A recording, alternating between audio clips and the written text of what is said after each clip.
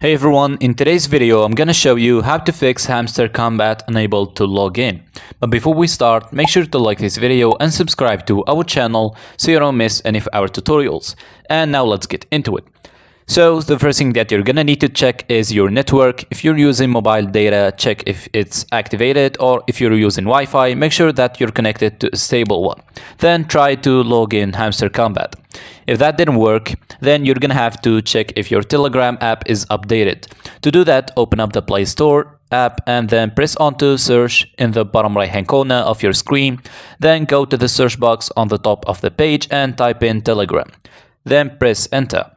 You're gonna see this update button, so press on it and wait for the app to install the updated version, and that should fix the problem. You can press onto the open button and then go to the search box and type in Hamster Kombat and then press onto the play button in the bottom left hand corner, and you should be able to log in perfectly fine. However, if that didn't work, let's try deleting cache from Telegram.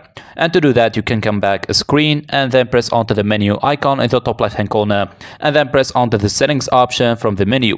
Scroll down and look for the option that says data and storage, and after that press onto storage usage.